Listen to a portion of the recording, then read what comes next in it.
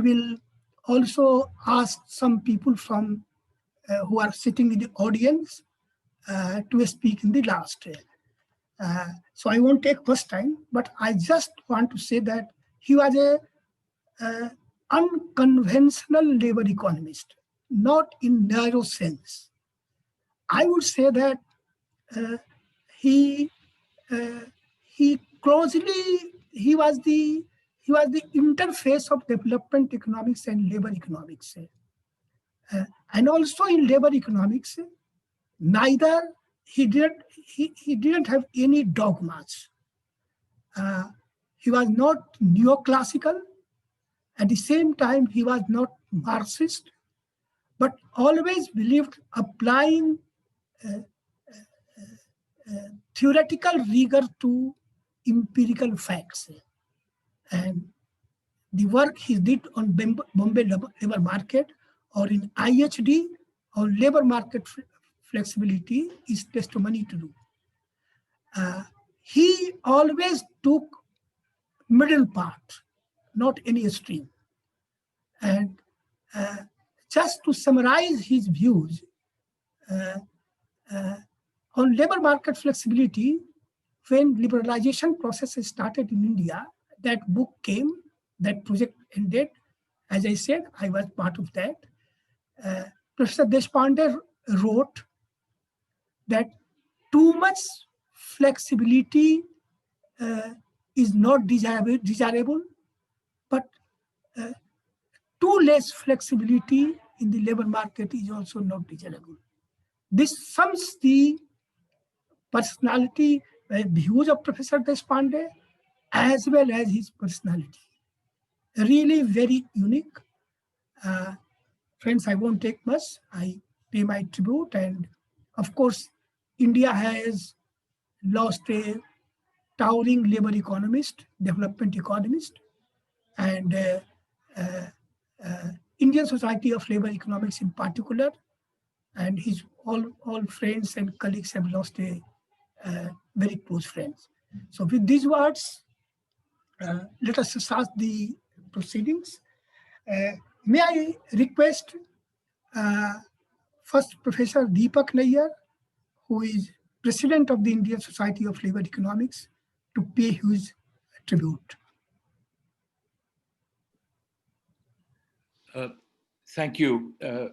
Good morning, Sudhaji, the Deshpande family, colleagues, and friends. We have assembled together in this virtual mode on a sad occasion to pay tribute to Professor L.K. Deshpande.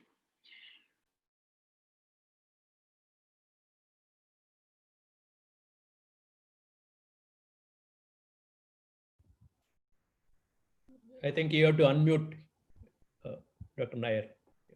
Hello? Sorry, I beg your pardon. Sudhaji, the Deshpande family, colleagues and friends, we have assembled here this morning on a sad occasion to pay tribute to the memory of Professor L.K. Deshpande. I should clarify that although the Zoom name tag describes me as Alak Sharma, I am not. He preceded me. I'm Deepak Nair. Most of you knew Professor Deshpande much better and far more closely than I did. So it is only my ceremonial role as president of the society with which he was so closely associated that has given me this privilege, but I promise to be brief.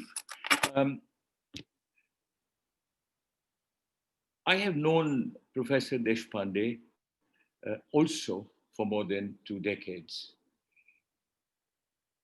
He spent his professional lifetime at the University of Bombay as a student, as a researcher, as a faculty member. This is most unusual in our times. It was the old academic tradition where people spent their life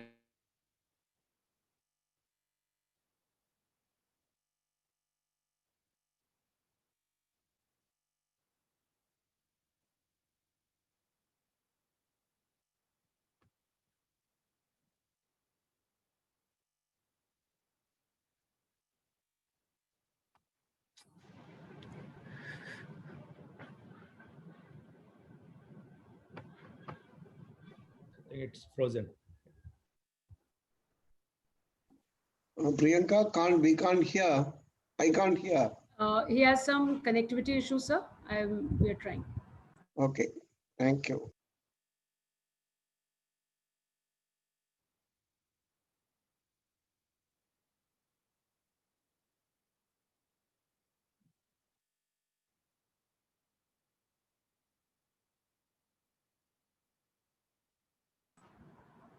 Professor Sharma, I guess Professor Deepak Nair has got disconnected. We can move on. We are trying to get him back on the screen.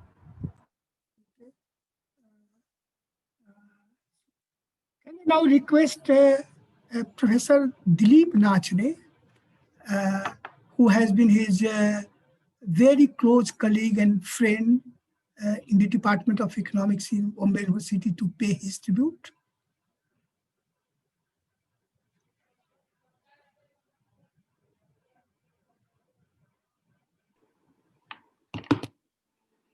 Oh, Professor Nair has come back. Just give me.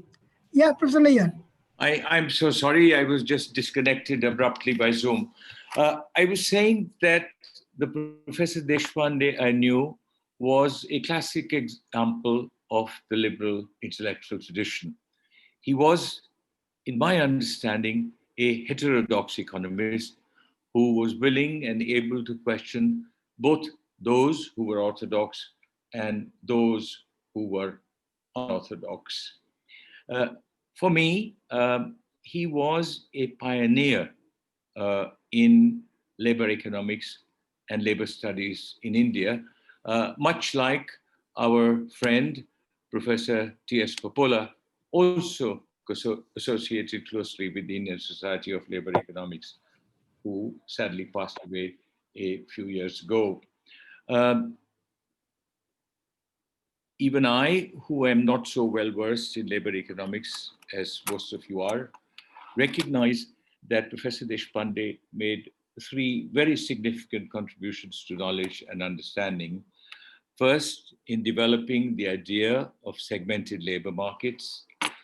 Second, in the unfashionable view on labor market flexibility, which I first read about when I was associated with the economic liberalization introduced in 1991, that too little or too much labor flexibility in labor markets is a bad thing. Just as his work on globalization and trade unions argued in a heterodox way that trade unions might not quite serve the cause of labor if they work only for their members. And in many ways, this sums up his intellectual world, this ability to perceptively, forcefully question different views in labor economics and development economics. The Professor Deshpande I knew was quiet, modest, unassuming. At the same time, he was confident, self-assured, and could be critical without being combative. Above all, I think he was a wonderful human being. We will, all of us, miss him sorely. In times, and the passage of time is a healer, we will, I am convinced, celebrate this most unusual life and this most unusual personality. Thank you. Thank you, Professor Nair. So, Professor Nachne.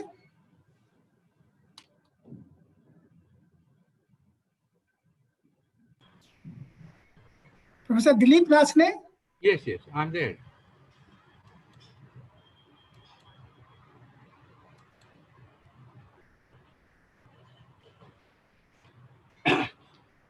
Family, friends, students, and admirers of Professor L.K. Deshpande. It is indeed a sad occasion for me personally, as for all of us, to mourn the death of a close friend.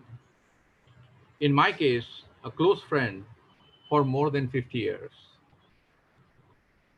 What I'm going to say is partly based on his writings, but also a great deal based on the numerous conversations that I had with him at the Department of Economics, Mumbai University, and which were only partly reflected in his writings. I think his life was governed by three cardinal principles: a strong sense of nationalism, a Tolstoy Gandhi type of idealism, and an attraction towards egalitarian principles or egalitarian philosophies, but which fell considerably short of Marxism. I think he could best be described he could best be described as a radical humanist in the M. N. Roy tradition, whose views on society and economy were founded on reason and ethics, with humanity as the focus of all policies. Like many of his generation, including myself, he was attracted to Nehruvian socialism and constitutional secularism.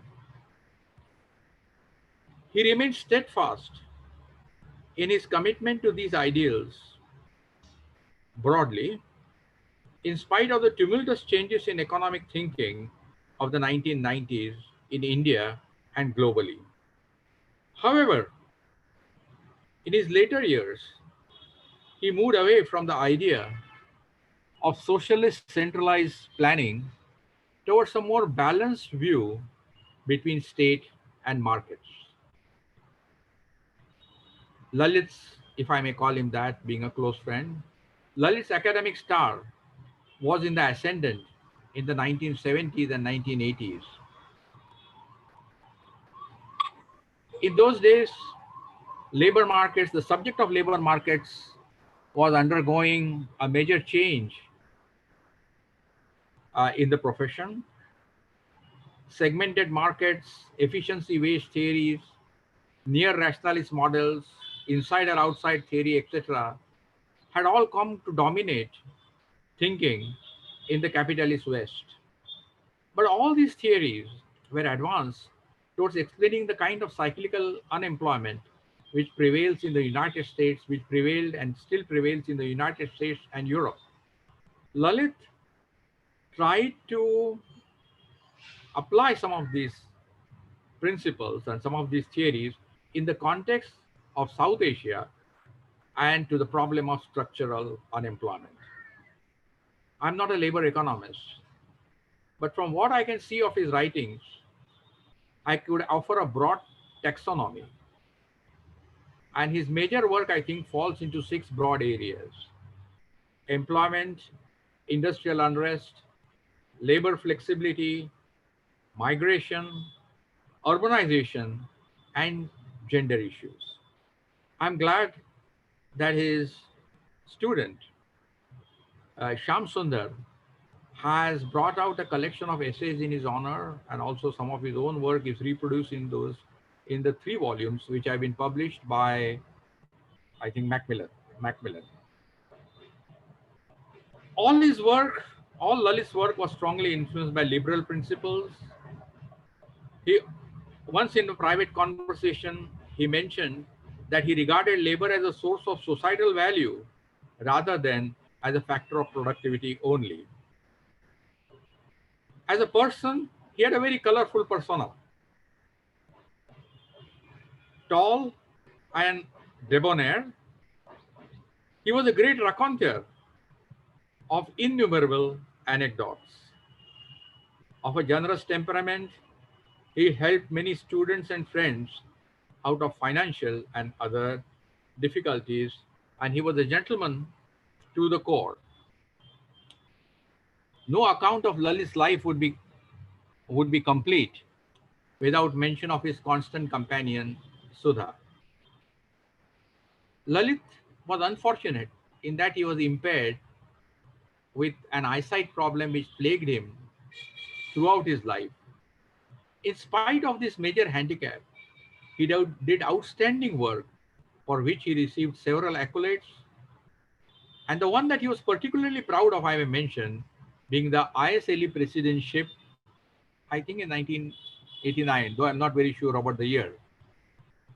His work, often jointly with Sudha, Jerry Rogers, T.S. Popola, and some others, received recognition in the highest quarters, highest international quarters, the World Bank and the ILO, and also with the government of India, the government of Maharashtra, and other state governments. Unfortunately, his last years were clouded by a debilitating illness. Yet he maintained his cheerfulness, and my last meeting with him was once again replete with the usual camaraderie and light jokes.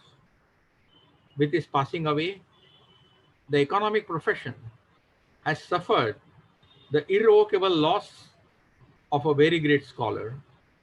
His students have lost the paternal influence, and his friends and family, one of the gentlest and warmest presences imaginable.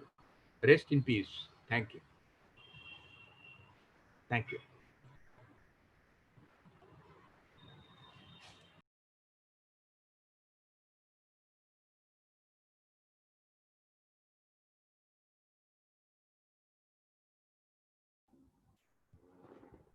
You have to unmute Alak Sharma. Alak, please unmute.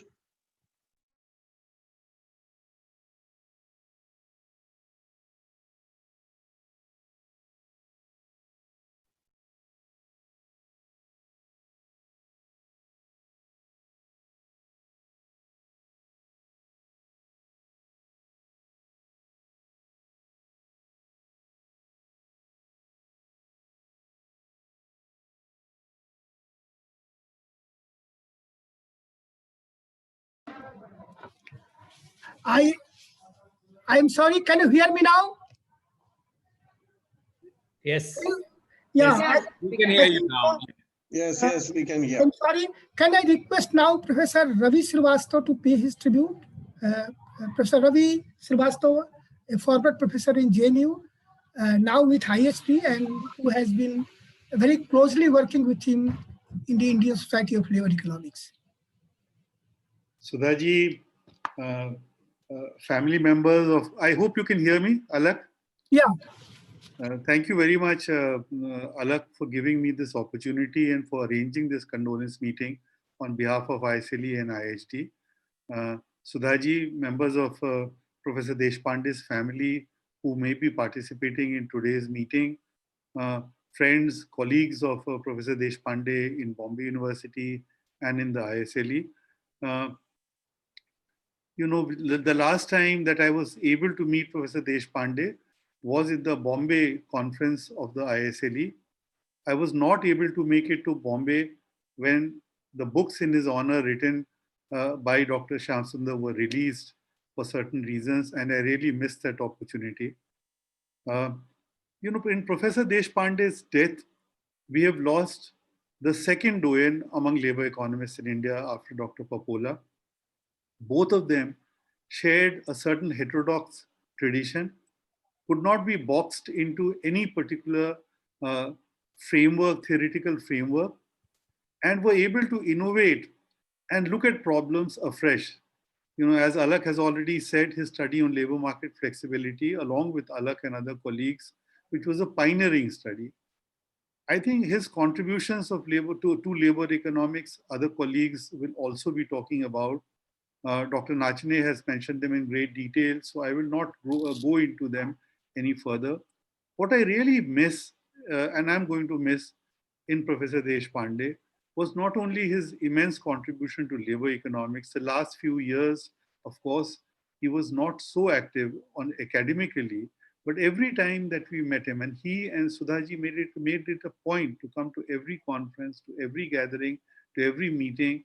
The two other things which stood out in Professor Deshpande is, of course, his gentle personality, his humaneness always stood out, but his knowledge about almost everything under the sun. He was one of the most erudite people, among the most erudite people that I have met. And of course, his gentle sense of humor, his wonderful sense of humor, which he shared along with Sudhaji, and he brought it into every meeting, into every individual meeting, every large gathering, and in all his interactions with everyone around him. In the days to come, we will miss their presence together in conferences and meetings. I hope Sudhaji will be with us and will make up for part of his absence. And once again, I thank you, Alak, for giving me this opportunity to pay my personal tribute to him. He will remain with us. His knowledge, his writings, everything will remain with us in our memory. And of course, the tradition of labor economics will always cherish his contributions. Thank you so much. Thank you, Ravi. May I request now Professor Errol D'Souza, Director, IIM Ahmedabad, who has been a colleague of Professor Deshpande in Bombay University, to pay his tribute. Thank you, Alak. Sudha, pleasure to see you online and members of the family. I'm actually casting my mind back to the days when I was at Bombay University, which was a golden period for me. It was also the golden period of Bombay University. I joined the year after Lalit actually stepped down as director. I think that was in 93. I joined in 94.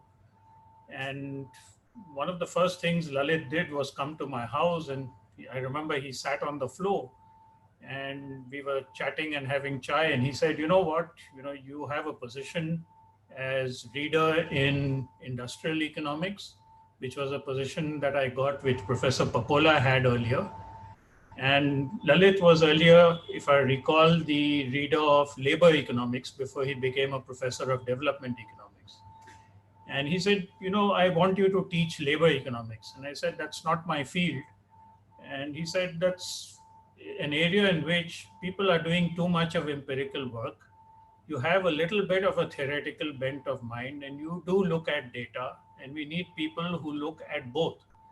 And so I would really, entice you to actually spend some time and teach that course. And it was his perseverance that got me to actually start teaching labor economics at the Bombay University and to get interested into it. He spent most of his life in Bombay University, as Dilip Nachne pointed out, but he was also fond of the institution he graduated from, which was Elphinstone College. I used to always pull his leg that since I was not an Elphinstonian, I was from Xavier's, which was the rival college. I used to always pull his leg about Elphinstone, that they never produced great economists. And he would always say that, Elphinstone was the place where all the great nationalists came from, Tilak, Ambedkar, Gokhale. And since Sudha was the person who was, introduced music into his life, he also would remember Kishori Amonkar as one of the graduates of Elphinstone College. Okay? And then finally, he would sort of shut me down by saying, the medal that you got at the university, the Trimbak Telang gold medal, is actually named after a judge and an Oriental scholar who was a graduate of Elphinstone College. Okay? So that would shut me up eventually. Lalit was part of what I used to call the gang of four. Okay? These four were, Lalit himself. There was Dilip Nachne, Manohar Rao, and Gennaro da Costa. And I call them the Gang of Four because they came slightly after an earlier gang at the university, which was, of course, P.R. Brahmanand, then Lakdawala, Kantaran Deve, Sandesra, Rangnath Bhardwaj, Ashok Rudra, a great gang of scholars. Okay? But this Gang of Four was sort of special. Amongst them, Gennaro da Costa was, I thought, somewhat different. I mean, he was a little bit more spiritual, but the other three were very mischievous. Okay? And I would say very clearly that Lalit belonged to that gang. And amongst the mischievous gang of three, I would divide them into two categories, and as to pull their legs about it. One was what I call the inductionists, which was Manohar Rao and Lalit. And then there was the deductionist, which was Dilip Nachne. And I remember Lalit once asking me, since you call us all the mischievous gang, who's the most mischievous? And I would say it is Dilip Nachne. But amongst the inductivists, I used to also call Lalit the narrativist. I mean, he was really a narrative scholar. In today, we would sort of talk about Robert Schiller's work on narratives, but it was really Lalit in the great work he did, which he introduced me to. I mean, which was the paper he did in 1988 for the ILO on flexibility in the Bombay labor market. If you read that piece, it is really an interesting piece on narrative economics, because he's talking about views of trade unionists, views of HR leaders, etc. And he sort of uses that as data to talk about what's going on in the labor market.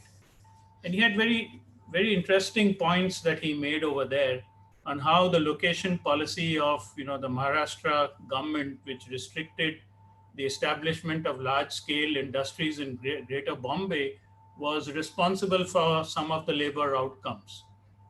He disparaged the growth of labor unions because it offered management the opportunity to play one union against the other.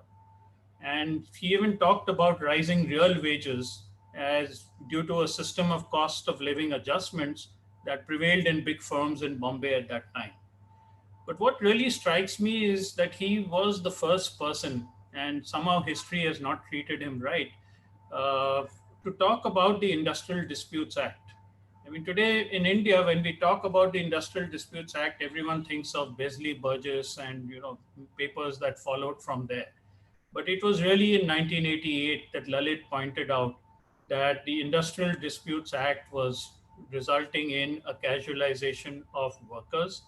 And he showed that there was a high frequency of retrenchment in firms with about 10 to 45 workers. And that was a very significant work that came out, which somehow did not, I think, get pulled out in the labor discipline and get referenced enough. I said that he's a inductionist, and I should end with a story to sort of prove my point. One birthday in Bombay, both Manohar Rao and Lalit pulled me out for a dinner at a restaurant in Ville Parla called Greenhouse, which was Manohar's favorite haunt. And of course, we had a great time. We talked a lot. Economics was one part of the thing. The other thing we used to talk a lot about was cricket. Lalit was very fond of cricket. And and the third was Bollywood. Okay? So anyway, we had this lovely chat and we went home, and I had a bad stomach upset the next morning. So when I met both Lalit and Manohar, I told them that the choice of restaurant was pathetic and the food was crap. And I was immediately told that the other two had not had that problem. So it must be something to do with me and not the restaurant. And I kept arguing that the restaurant was crap. So the only way to solve the problem, according to Lalit, was we need to go back to the restaurant and have another meal and then see if your stomach is bad or the food is good. And so we ended up the next day going back to the same restaurant just to check out the hypothesis. So that's Lalit for you. Really a true. I will always remember him as this tall personality. He had this glint in his eye, which I used to call a mischievous glint. Okay? And I also would always remember him for the beautiful bush shirts that he would wear, which I know that Sudha would have been responsible for. I mean, cheers to a fantastic personality who definitely opened up many of our lives, and especially for me, it's a great loss. Thank you so much for this opportunity. Thank you, Virol. In our midst, Dr. John Hayes, who closely worked with him, Professor Deshpande, several years back, and he is now in Canada. He is joining from Canada. May I request him to pay his tribute?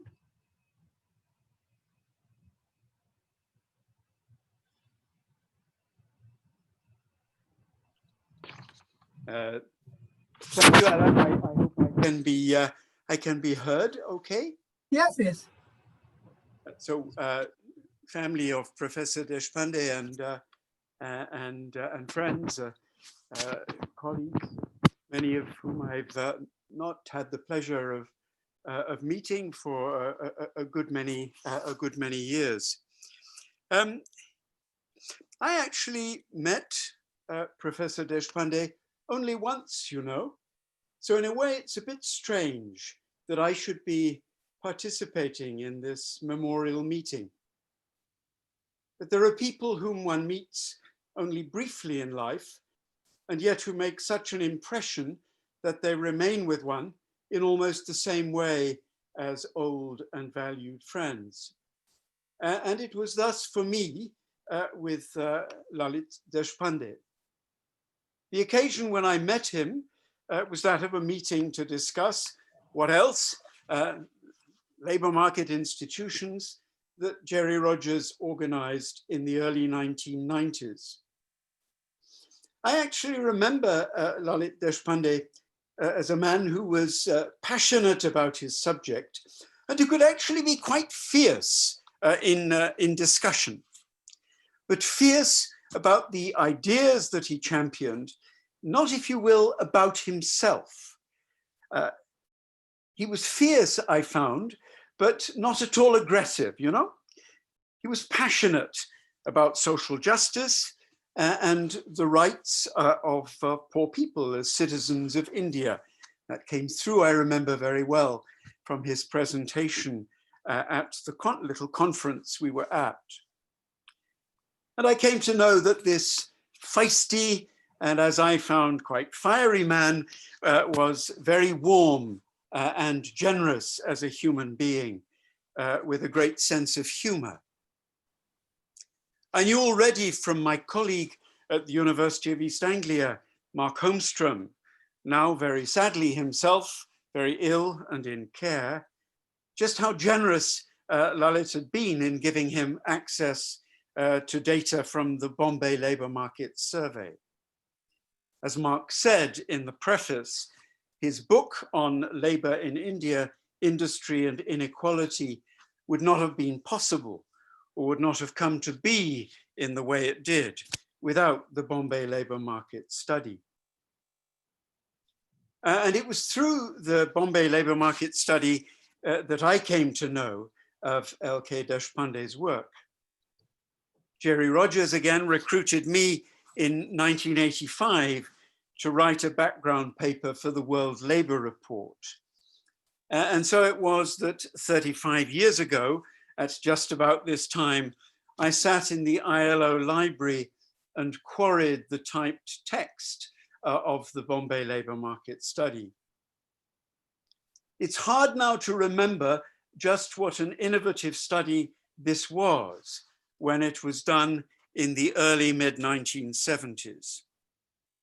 It was conducted, remember, a very few years after the publication of the Harris-Todaro model, which had already become very influential. Deshpande's study in Bombay showed up the inadequacies of such two-sector models, which involve the assumption that low-wage workers, low-wage sectors are staging posts in the process of entry into factory jobs. LK's study was perhaps the first, or if not the first, then certainly one of the first substantial demonstrations of the significance and extent of labor market segmentation in a developing economy.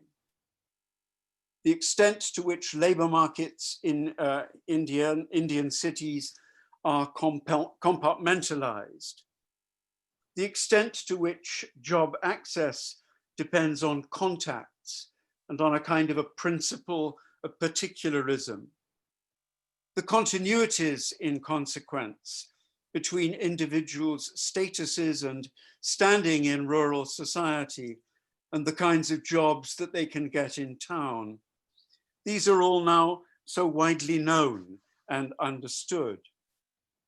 but it was not so when the Bombay labour market study was conducted in 1973-74.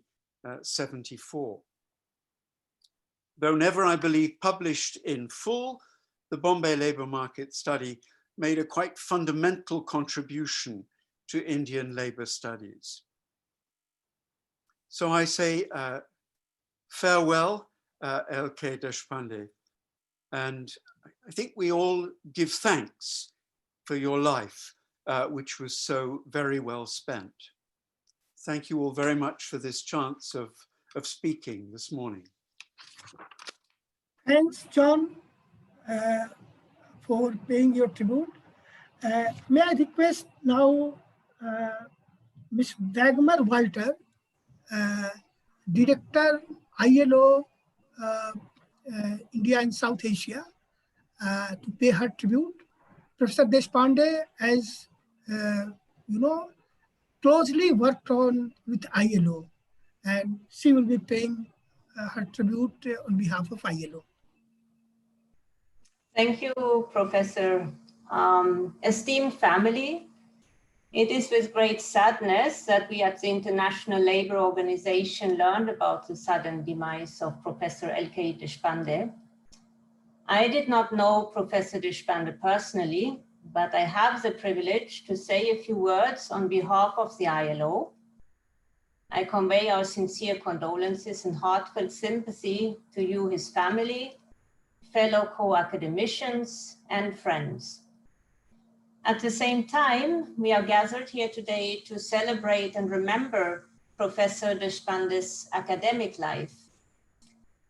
He was indeed a labor economist, but his interests were wide and multidisciplinary. His academic work ranged from industrial relations to the process of urbanization. He was one of the more important ones. His survey-based empirical works in the 1970s onwards on how labor markets operate in India were path-breaking. It led to a lot of subsequent important work. He had a keen eye for understanding the dynamics of the working class and labor movement in India, and he combined these insights with his applied work to develop an argument explaining the slow growth of formal employment in India by rigidities in the labor market. Also, this idea about rights underlying social and economic processes are very interesting. And he has reflected on the notion of how human rights became legal rights. In this way, the rich academic work of Professor Deshpande contributed to the course of the ILO, where he, as I understand, collaborated with the ILO Asian regional team for the employment promotion program, of which a project was located in India from 1984 to 1993. Furthermore, he was associated with a number of ILO colleagues working in headquarters Geneva, as well as elsewhere in the world, all forming part of the labor economists' global network. Professor Deshpande shared his knowledge and taught others, a noble cause. So looking forward, I hope his works will still reach a wide audience and serve as inspiration to new generations to undertake groundbreaking research that will help formulate new ideas for policymaking that can respond to the labor market decent work deficits in our times and bring us closer to ILO's mandate of social justice. To achieve this, I feel that the dedicated books by Professor Sundar came most timely and will go a long way in keeping the works in present minds and accessible to forthcoming scholars. I pray that Professor Deshpande's soul will find peace and that many more will be inspired by his academic legacy. Om Shanti. Thank you, and back to you, Professor Sharma. Thank you, Mrs. Dagmar Walter. May I request now Professor Vikas Chitre, who has been a very close friend of Professor Deshpande for the last several decades to pay his tribute.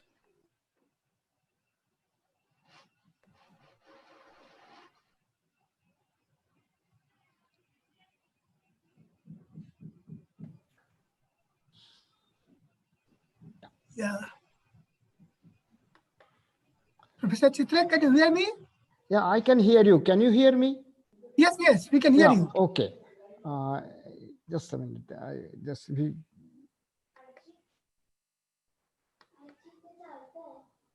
Yeah, just a second. Okay, I'll just go ahead. My video may not be getting reflected. It was there.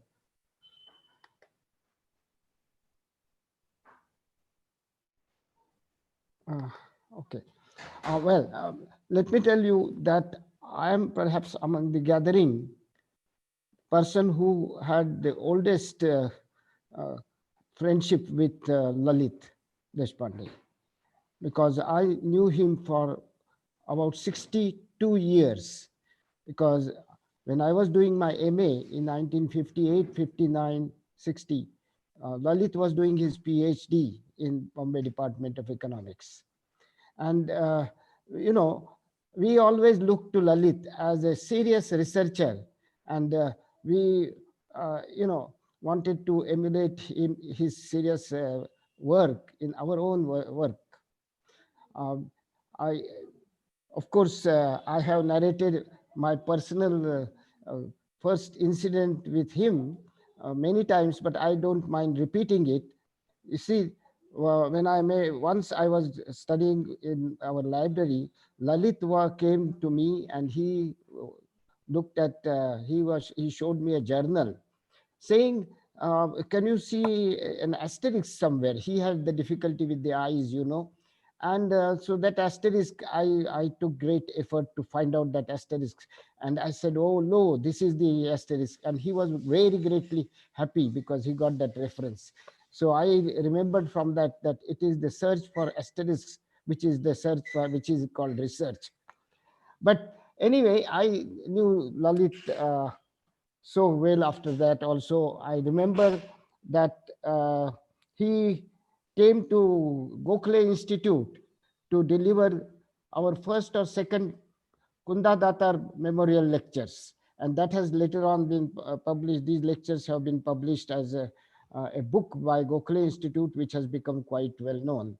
And at that time, he spelled out the details and his studies about Bombay labor market, his labor segmentation hypothesis, and he, the one thing which struck me was that he traced empirically very, very clearly the source of the dualism in the labor market in urban areas to its beginnings in settings in rural areas. And this was done very rigorously by Lalit Deshpande. I remember that still. The next occasion which I had was of hearing Lalit in a sort of very scholarly address was when he came to Indian School of Political Economy, with which I have been associated for a long time, and Lalit also had been associated. He was the honorary fellow of the Indian School of Political Economy for a very, very long time. And he addressed at that time the effects of globalization on Indian labor. And I was quite surprised and pleased that he brought out the positive aspects of globalization in influencing Indian labor, in that it increased the wages, real wages of labor, and also it increased employment. This lecture we all appreciated, and uh, we always were happy that Lalit used to attend all our seminars at the Indian School of Political Economy, and always he would raise very philosophical questions. He had a still very philosophical bent of mind, and he would raise philosophical questions. And his philosophical attitude in that respect was only exceeded by his critical analysis of the issues which he raised. Uh, of course, his humor was always there, and I would say his humor was exceeded only by his humanness, his warmth, and his humanness in turn was exceeded only by his humanitarian, and his humanitarianism at heart was exceeded only by his very deep humility. In fact, I remember Lalit was proudly telling me about his son Abhay and meeting Abhay's professor in the USA. And Lalit, in all his humility, said, "What have I done? What have I produced?" And Abhay's professor said, "Well, you have produced him." And he pointed at Abhay. This Lalit told us very, very proudly. But of course, Abhay's professor did not know the great work that Lalit himself had done in the labor economics in the Indian labor context. Well, we will all miss him very much. And I have lost a very, very close friend. Of course, all of us, there will be many among us here present who think that they were closest friends of Lalit, only because that was Lalit's way uh, of uh, uh, behaving with us. He made us all feel that we were his closest friends. Well, we will miss Lalit. The whole profession of labor economics will miss Lalit and his towering personality and his towering contribution. I am thankful, Allah, to you for giving me this opportunity to pay my homage to this great friend and great economist. Thank you very much. Thank you, Professor Chitre. May I request Professor Sita Prabhu, who has been colleague of Professor Deshpande in Bombay University and very close to him, to pay her tribute.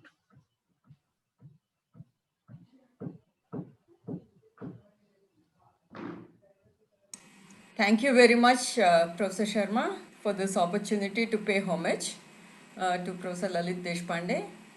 I have been a colleague of Professor Deshpande. In fact, Sudha Deshpande and I entered the department together in 1979, and that was a bond that we had for always.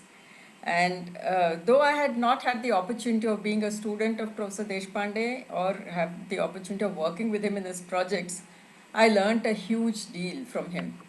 What impressed me most was that his total dedication to the area of his study and the relentless pursuit of ideas relating to labor, which made him a true colossus in his field. I happen to be a successor in the sense of having the position of Professor of Development Economics later, succeeded him in a sense to very big boots that I had to fill. And I always remembered that the ethical principles in which his entire work was grounded. He sort of seemed to remind us about the moral philosophy roots of economics itself. He combined this philosophical lens with empirical work, and in fact, when Lord Meghnad Desai just last week mentioned that the Department of Economics was known for the excellent empirical work that it produced, I think Professor Deshpande was one person who was a foundational pillar of the work in this realm of labor. His theoretical contributions, many have already spoken, have been formidable, and that he was not swayed either by the Marxist or the neoliberal waves, that he steadfastly pursued the middle path, providing sage counsel in troubled times, and his phenomenal research output stands testimony to the range of issues he contributed to in the field of labor economics, whether it be labor relations, institutions, role of the state, and so on. What impressed me most and what I learned from him most was that the systematic and dedicated effort that he and his partner in life and work, Sudha Deshpande, put in. I tried several times to reach the department earlier than them and leave later than them, but I miserably failed because however early I reached the department, I would already find these two poring over their work and data, and however late I thought I was leaving, they were still there diligently working on their papers and projects.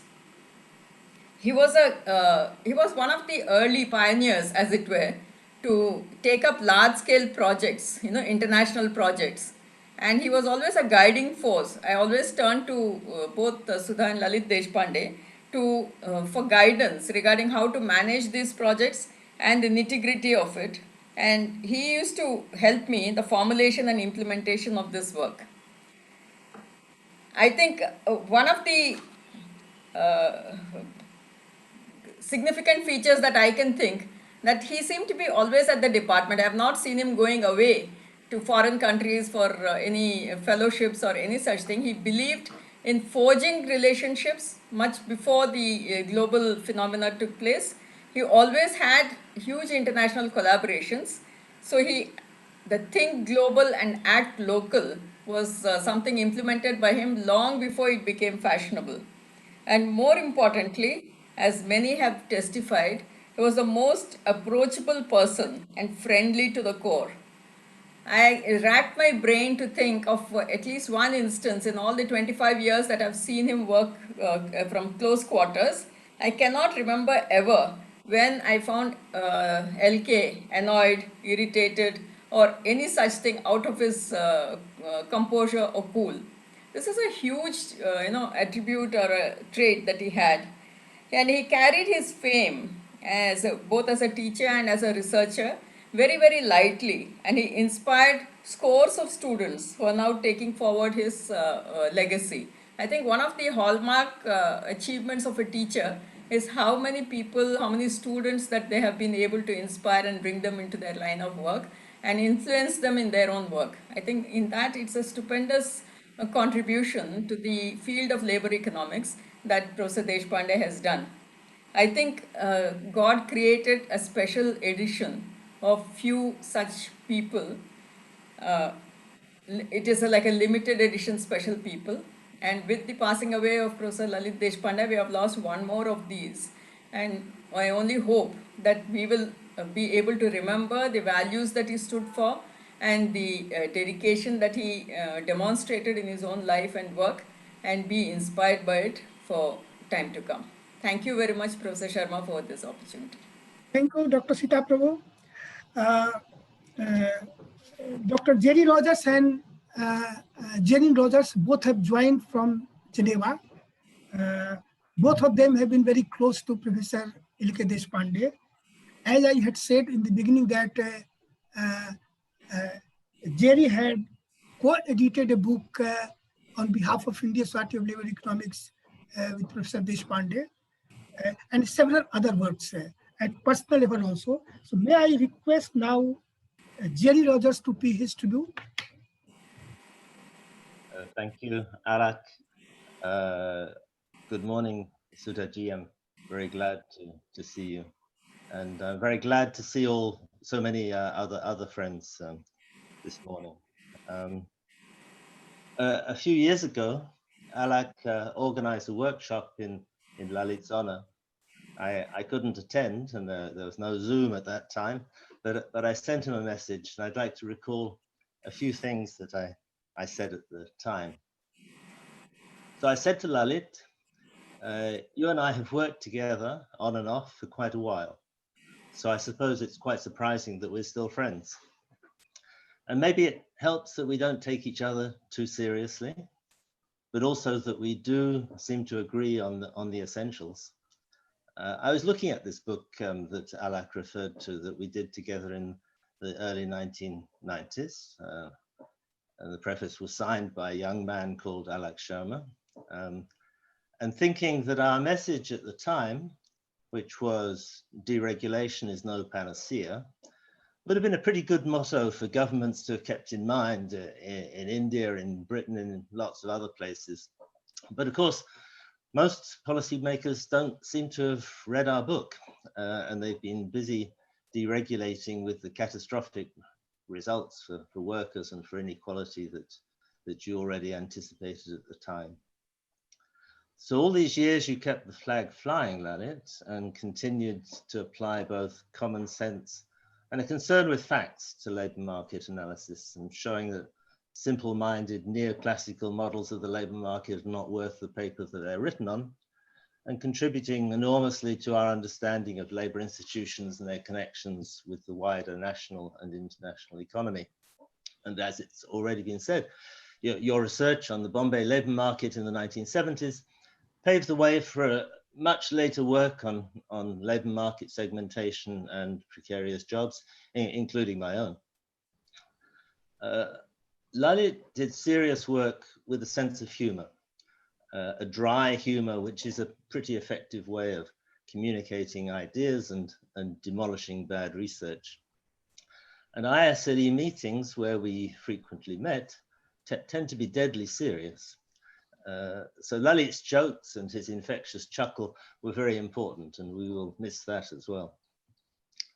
There's one more point that I share with Lalit.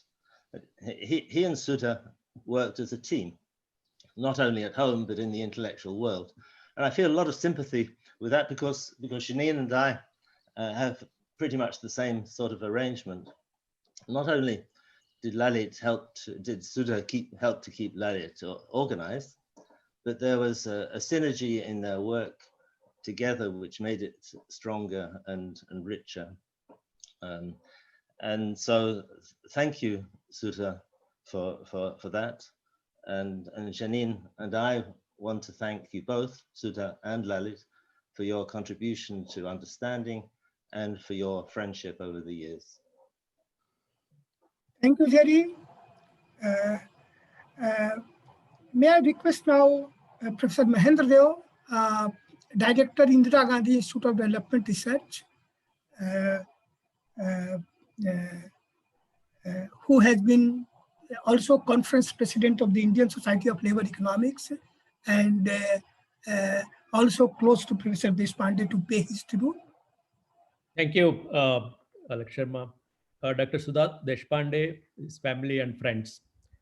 Yeah, I've known Professor Deshpande since I joined IGADR in the late 1980s, so almost more than 3 decades.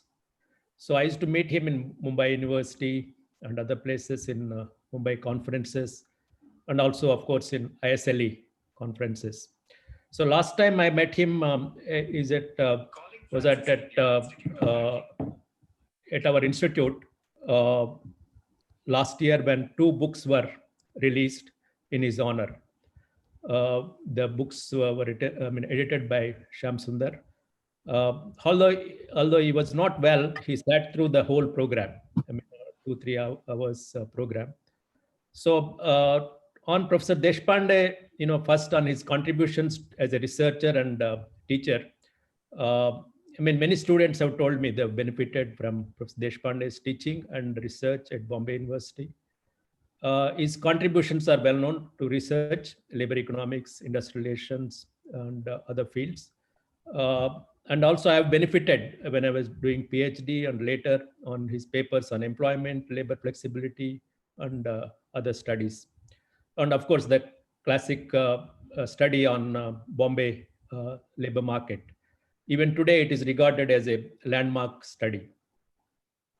And then his approach also, as many people said, very balanced, particularly about the role of state and markets, very balanced approaches to have. And we can't discuss Professor Deshpande without mentioning Dr. Sudha Deshpande. In fact, many people also refer to their joint work over the years, over the last few decades. Second, on his contribution to institutions, particularly Bombay University is well known. Many people have spoken about this. Also his contribution to ISLE and IJLE, Indian Journal of Labor Economics, are equally well known. In fact, the last conference he attended was again at IGADR, the 60th conference. And as editor of the journal, also he contributed a lot. In fact, Professor Dantwala used to tell me that Indian Journal of Labor Economics is one of the, even that time, was one of the best journals in India, because it used to cover not only industrial relations, but also poverty, inequality, wider topics, which later Alak Sharma has improved on that. So his contributions to ISLE, IHD was very invaluable. He was also board member of IGIDR for about 10 years. He also contributed to our institute. Lastly, on his personality, he was a wonderful human being. I have personally benefited from the interactions with him. Our discussions covered not only labor economics, but also about non-economics, about social issues, and of course, cricket. He was fond of cricket. He has been a source of inspiration to many of us on our work and personal lives. So we will miss him. Thank you very much. Thank you, Mahendra Dev. May I request now Professor Indira Hirve, Director, Center for Development Alternatives, Ahmedabad, and a former conference president of the Indian Society of Labor Economics, who has also been very close with Professor Deshpande. Professor Hirve? She's not here? She was here? No, I don't want to say anything because I have written to Sudha and that's enough for me, you know. I'm sorry. Okay. Thank you, Professor Hirve. May I now request Professor D. Narasimha Reddy? Professor Reddy, you are here? I think so. I'm here. Yeah. Thank you for the opportunity to be part of this memorial meeting. Much has been said, and there would be possibility of repetition. But I met Professor Deshpande not very long ago, but only in 1972 in Meerut Conference of Indian Society of Labor Economics. This conference is an interesting context because the founder of Indian Society of Labor Economics, P.V. Giri, was again the conference president of Meerut Conference. And he was also the president of India at that time. And it has a very interesting significance because in 72, Indian Society of Labor Economics was relatively small, not as big as what Alak has made it to be, but it's very dynamic. And a couple of people whom I met there for the first time, one was, of course, L.K. Deshpande, the other person was Papal. And of course, this meetings continued for a long time. But unlike the Bombay crowd, which was lucky to be with him for long, close association, my meetings with him were confined for a long time to the ISLE conferences until Professor Sharma started talking in terms of IHD, and of course, the founder member of IHD was L.K. Deshpande. One of the rewards that Professor Sharma himself was referring to was that you work for IHD without any pecuniary benefits. And in that context, I had the opportunity to live along with him in late 90s in Delhi, working with him in his own area, but working in other areas for IHD. And that's how I came into close contact with him. I mean, about his contributions in academic sense, much has been said, but I think he's in a rich tradition of the Indian Society of Labor Economics. The approach, I think this is exactly where it apparently presently looks like heterodox.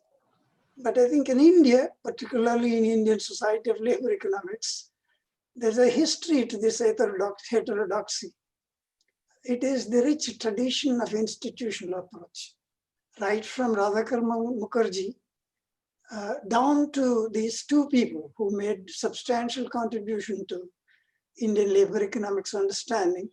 That tradition runs through. In fact, Elsewhere also, at that time, when it comes to the question of labor issues, it was the institutional tradition. Either it is, of course, Veblen elsewhere or J.R. Commons. That's the tradition. And of course, when it comes to the question of this institutional approach, I think somewhere Shyam was mentioning in his note that there are no priors to L.K. Deshpande. Yes, institutional approach will not have priors because the approach is that the field, you make the field to tell the story. But at the same time, there is a prior. You can't make the field to tell the story. There is nothing like tabula rasa, nothing comes out of vacuum. And therefore, a rich understanding, that's the prior, rich understanding of the history and social context in which work. That's the basic requirement for institutional approach. And in fact, if you look at the work of either the very well-known now, extensively discussed work of Deshpande and Bombay labor, segmentation and the way in which is understood would not have come without a deeper understanding of Indian historical and social context. Same thing could be said about equally lasting contribution made by Papula when he worked on Ahmedabad labor. And then, of course, even now we keep on talking in terms of that reference for informal labor markets. And these two are quite significant. They continue this tradition, and then without even perhaps trying to, let's say, pull them together and put them in some kind of a framework, much has been done. What we have in a rich tradition of this is what we are talking in terms of labor market discrimination and labor market inequality. The flow comes from there. And then it requires a lot of understanding Indian social context and of course Indian history. And otherwise, I don't think the kind of sense they make out of it would not come. I mean, this also, I mean, to refer to the oft-referred kind of a thing now is about the labor market flexibility work that he did, leading the team, including Professor Alak in late 90s. And this work is remarkably interesting because it's a very thin volume.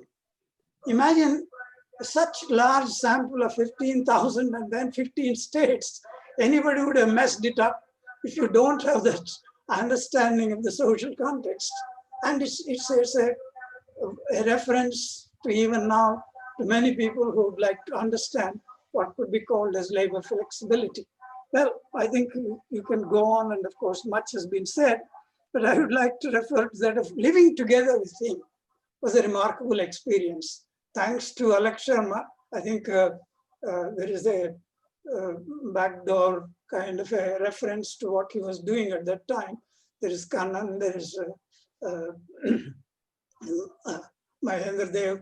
All of us would share this. Alak Sharma was making all of us to work in the form of food for work for IHD. And this was a remarkable sharing, actually living with him. And in fact, of course, Professor Sudha was also there in these camps he used to run, moving from one guest house to the other.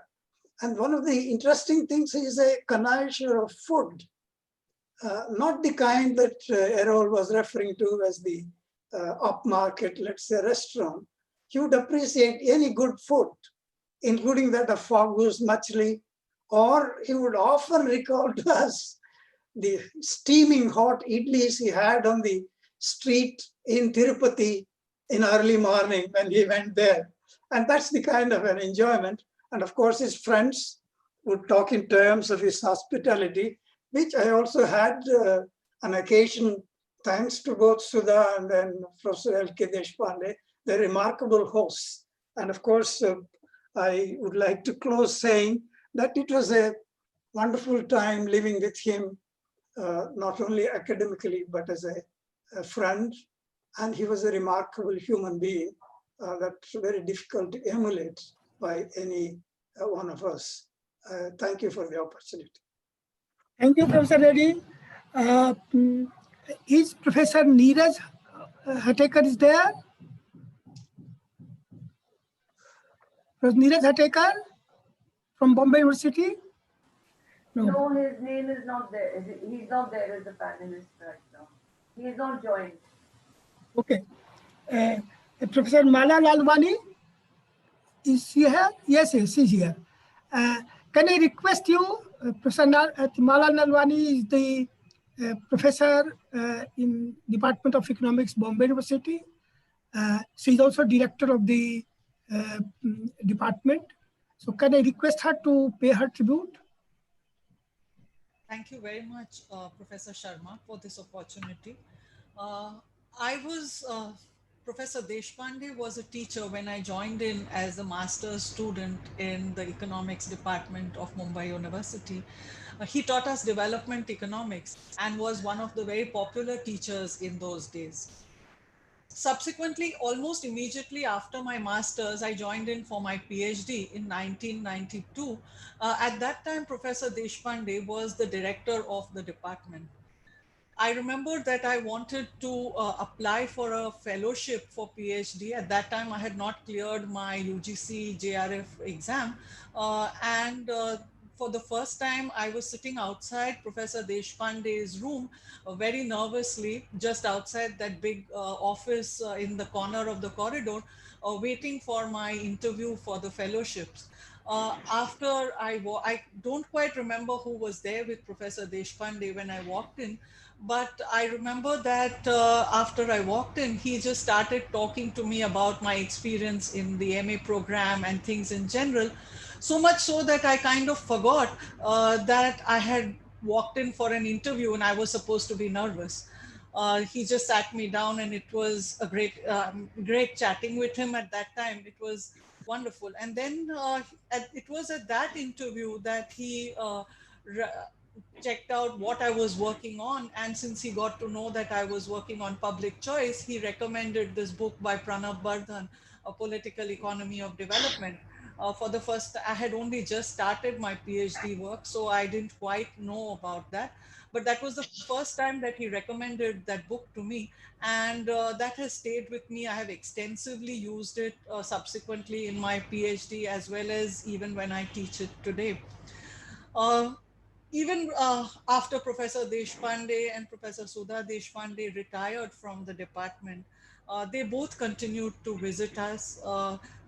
For almost every seminar that we sent out an invitation to them, they were there. In fact, the last year, I remember Sir's health was not good, but he insisted and came for the Professor Lakdawala Memorial Lecture on a wheelchair, as also he did for our alumni meet. And we are very happy to have seen him online on the 1st of August when we had the 100th Foundation Day lecture given by Dr. Narendra Jadhav. So it was, all of us, I think, will remember Professor Deshpande in our own way, but we'll all remember him as a kind, gentle, smiling person, very affectionate, always immaculately dressed, and always ready with a question at every seminar that he attended. Around Jan of 2019, I remember some of us went over to the Deshpande home and subsequently went out for dinner at Ghazali. It was a great evening that we spent together. I was very touched by the invitation despite Sir's failing health. I think I consider myself very fortunate to have been someone whom Professor Deshpande and Professor Sudha Deshpande have always been very fond of. They have showered a lot of their affection and good wishes on me. I remember theirs to be the first call when I took over as director of the department. It was great to have their blessings, and I'm sure that they're with me even now. These are fond memories of Professor Deshpande that I will always cherish. Thank you very much, Professor Sharma, for letting me speak.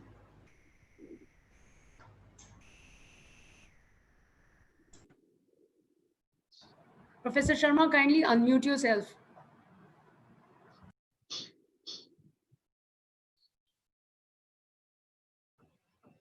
Yeah, friends, I see that Professor Yoginder Alag has joined us. As you know, he's one of the senior economists of this country. He had been also conference president of the Indian Society of Labor Economics. And so may I request Professor Alag to pay his tribute? Was a very small outfit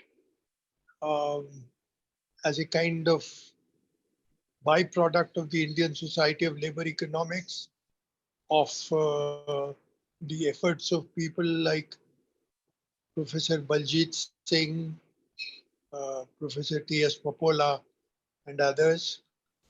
And Lalit and me virtually wrote out, as it were, the basic structure of IHD. And Lalit was always concerned about the student, the young person who would come to the society for support and for study. And those of you who are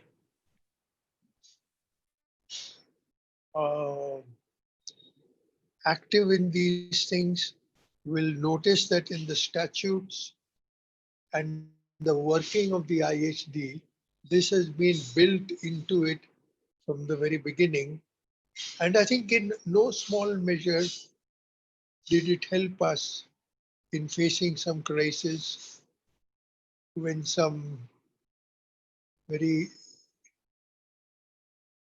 narrowly minded people were pushing the institute towards difficulty. Lalit Deshpande and Sudha Deshpande are friends. I send her my deep condolences. We will miss Lalit.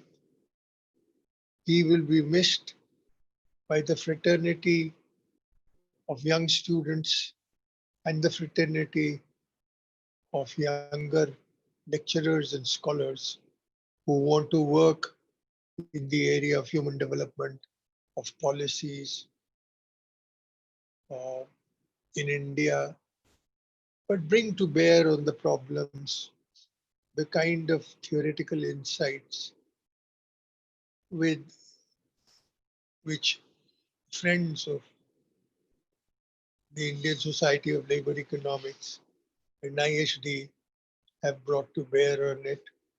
Rabin, Krishnamurti, Jerry, and many others who are too big to name.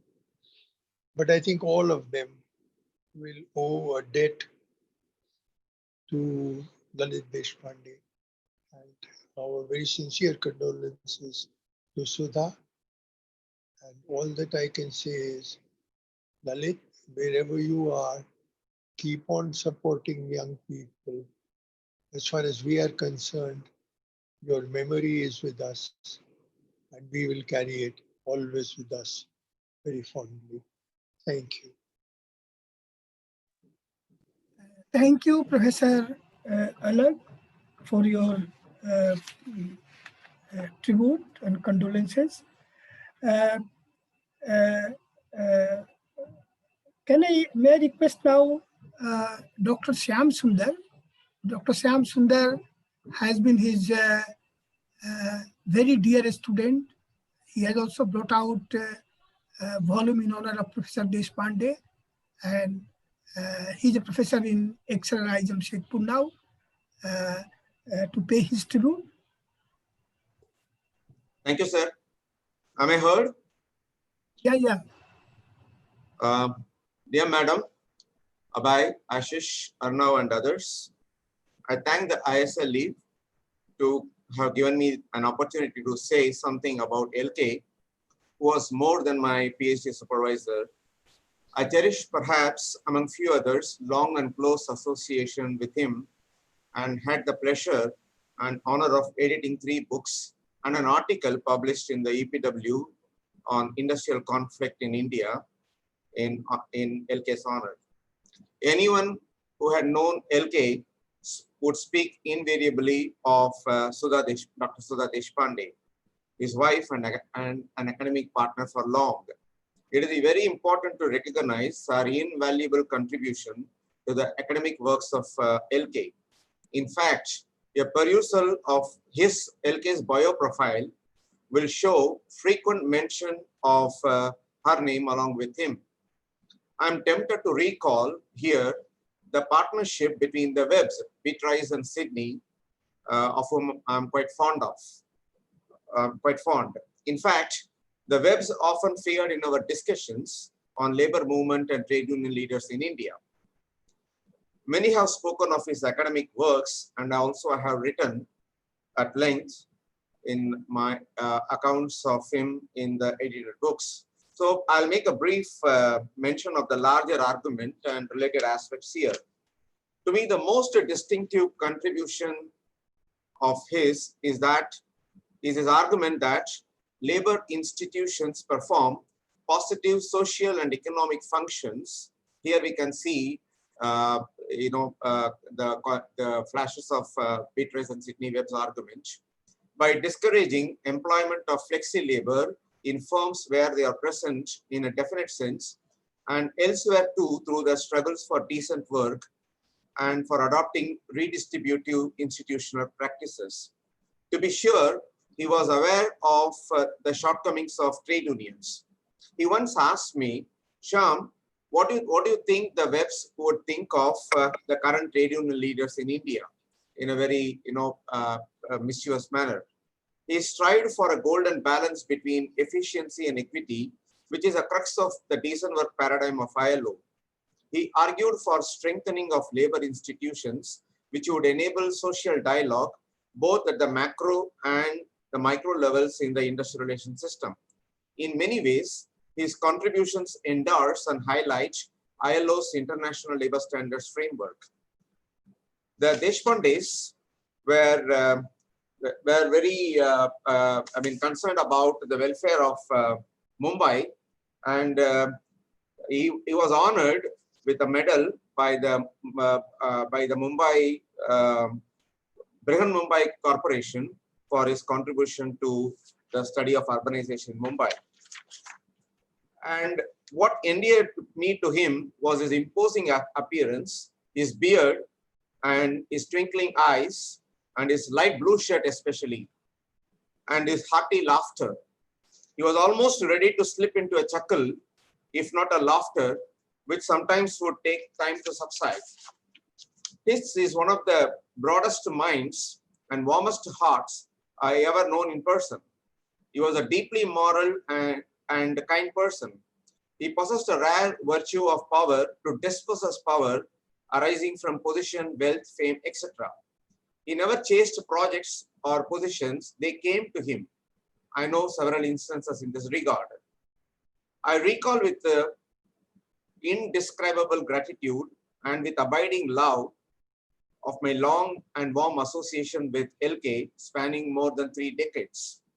He is the most important father figure in my academic life, as many would know in the ISLE. His contribution to my academic development is immense. He stood by me during bad times, there were many, in my academic and professional life, and reposed unshakable trust in my research abilities.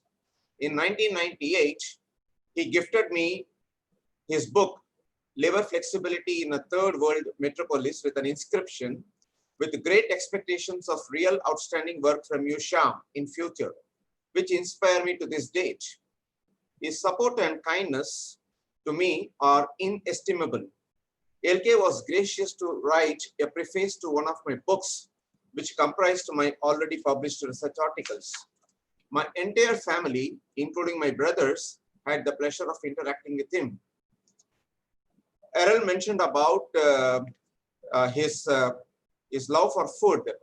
I must mention here, he was quite fond of Tamilian cuisine, and Kiran, my wife, had the pleasure of serving him on several occasions, Bisibella bath, sambar, idli, and everything, and he would gladly eat.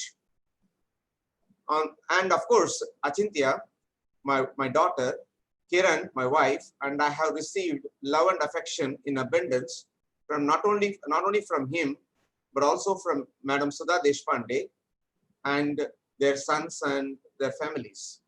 I must mention here that he was very, I'm privileged to have met with him and been close to him. I must have done some punya despite myself to have had him as my teacher. It's a matter of joy and celebration that his sons, daughters-in-law, and his grandchildren, especially Arnav, has distinguished themselves in their respective professional realms. The academic community, I may warn with the benevolence, has not read or heard the last of the Deshpandes. Arnav, whose Professor Dilip Nachine has observed, has been struck very badly by the economic virus, a benevolent one to be sure. With his demise, the classical era of labor economics in India has ended. Om Shanti, and I'm eternally indebted to L.K. Deshpande, and I pray for his soul. Om Shanti. Thanks. Thanks, Shamsundar. Friends, we have around 20 minutes left now, and a number of speakers are there to speak. So I will request everybody to be brief. May I request now Dr. S. Madheswaran, Director of Institute for Social and Economic Change, Bangalore, a very well-known labor economist of the country, to pay his tribute briefly. Thank you, Professor Alakji, dear Sudha Madam, and Professor LK's family members, and the senior colleagues whom they are gathering this online, senior colleagues of the ISLE. It is a very sad news that Professor LK is not with us, and due to paucity of time, I would like to share a couple of my fond memories. The first one is that Professor L.K. Deshpande, he did not teach me directly, but I consider him as a teacher. The reason is that he has evaluated my thesis, PhD thesis in 1995, and appreciated the ingenious interpretation of my econometric results. And those times, the econometric framework is not well known among the Indian labor economists. And as a young student, used to call me and motivate me to work in labor economics, making use of quite a lot of econometric framework. And the second fond memory is that as Professor Chitre was my director, during 1998, I joined as an assistant professor at Gokhale Institute. And of course, he was mentioning that there is a Gunda Datta memorial lecture. Normally it happens. The stalwarts normally will be invited to talk on the labor issues. And he was there. I was very much attending his lecture. Soon after the lecture, he had a long chat, and he has inspired me to work on labor market discrimination using labor market segmentation framework. Of course, today, the kind of a new methodology which I have, which I had come out, that estimating the employment and the wage discrimination simultaneously is the brainchild of Professor LK. I have the very fond memory that the way in which that how the labor market segmentation can be thought of while estimating labor market discrimination. The third memory, of course, is that myself and Shyam, it's almost like 3 decades friendship, and yeah, long back in 1990s, he introduced me in the ISLE conference that he's my student Shamsundar. Then, of course, from then onwards, Shyam and myself used to, discuss the various issues. And quite often we talk about Professor LK. On September 12th morning, he was giving an SMS to me, he was not well. Then I prayed Almighty God. Within 10 minutes, he was giving back the message that Professor LK was no more. I was very sad and was little emotional as a student. With this, I pray my Almighty God for Professor LK's soul, rest in peace.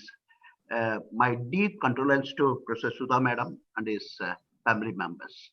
Thank you, sir. Thank you, Deshpande. Friends, we are coming to close. We have 3-4 more speakers. I have been told that Dr. Rizwanul Islam is in the audience. Dr. Islam has also been very close to Professor Deshpande. Dr. Islam, as you know, has been a very senior economist in ILO and also very close to Indian Society of Labor Economics. So Priyanka, can you bring him? Can you bring him? He has got disconnected for the while, sir. The moment he comes back, we'll get him back. Okay. And meanwhile, can I just take a minute? All the people who want to pay their tributes in the attendees may please send their messages in the Q&A box. We will be happy to compile all of that, and we will be sending it to Professor Deshpande's family. Thank you. Who has decade-long association with Professor Deshpande. Probably Kannan was also his student. I was indeed a student at the Department of Economics, University of Bombay, from 1971 to 73. And it was in that year that I met Professor Deshpande, who was one of my teachers, along with many other stalwarts, Lakdawala, Dantwala, Karanadibe, Brahmanand, Sandesara, and of course, T.S. Papola. After passing out, I lost contact with him because I shifted to Trivandrum. But I was lucky to reconnect with him along with Professor Papola. And the person who was first responsible for that was Jerry Rogers, who introduced me to Alak Sharma and who sent me an invitation for the 1987 conference that he organized at the A.N. Sinha Institute of Social Studies, about which he spoke. There I met again both Professor Deshpande and Sudha Deshpande, as well as T.S. Papola, and of course Alak Sharma for the first time. And that contact continued. I met Professor Deshpande along with Sudhaji last year, when, as many people mentioned here, when the 2 books edited by Shyam Sundar in his honor, they were released at the Indira Gandhi Institute and facilitated by Dr. Mahendra Dev. I have had several occasions since 1987 to be in touch with Professor Deshpande, especially through the IHD. It was a delight while talking and conversing with him. He had a twinkle in his eyes that conveyed some, as some of the other members said, mischievousness, also joviality and light-hearted humor. But he was also damn serious when it came to substantive issues. And let me just mention one, for lack of time, that I have had several opportunities to discuss the work that I was doing at the National Commission for the Unorganized Sector. He was a skeptic on some accounts, but he encouraged on several occasions to go ahead with our, what he called, a very comprehensive approach. And when we published our second report, or that is the Conditions of Work and Promotion of Livelihoods, he went through it so thoroughly and wrote a detailed review of around 12 pages that was published in the Indian Journal of Labor Economics, the second issue in the year 2008. With a provocative or probably mischievous title, NCUS's Indian Gospel of Decent Work. His critical review was a cheerful mix of compliments and genuine doubts, casting himself, as he called, a doubting Thomas. He was doubtful about many of our recommendations, although he agreed and paid compliments to several of our recommendations. He was doubtful about its implementation.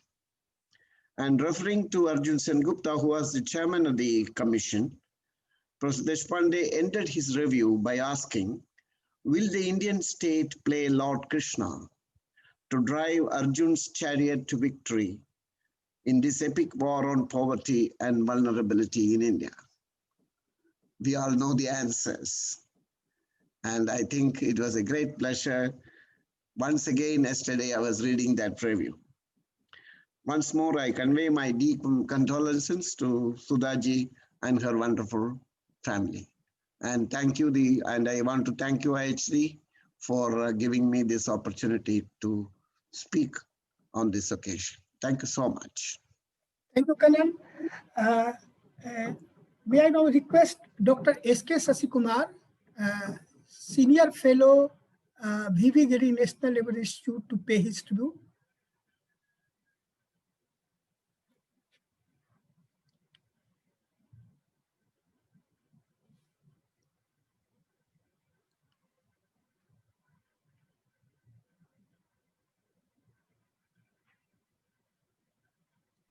Sorry. Thank you very much, Alakji. Respected Sudha Madam and all the others present here.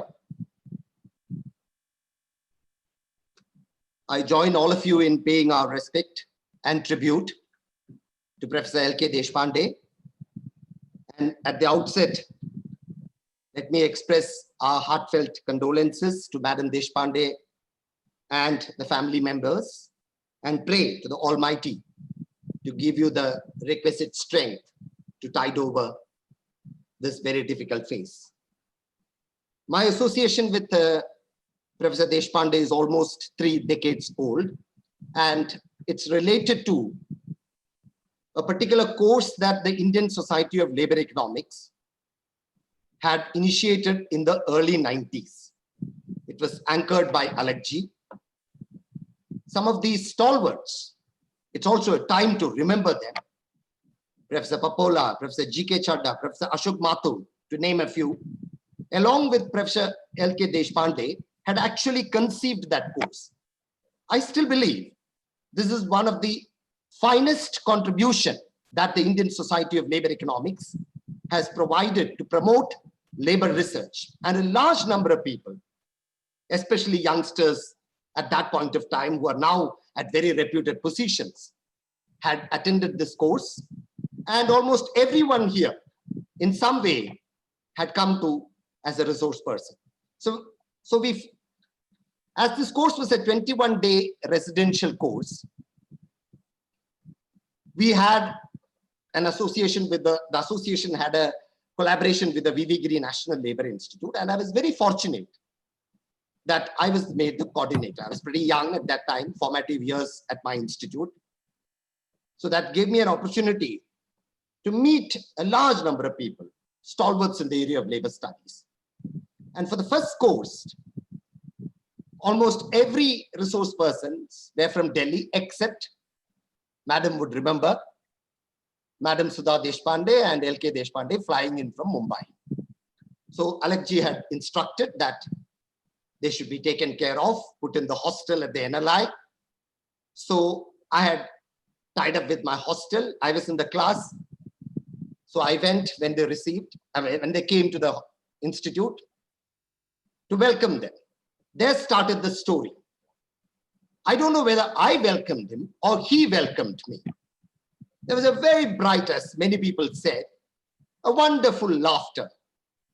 As Errol said, wearing a bush shirt, this man, very colorful bush shirt, I mean, gave a completely different picture of his station.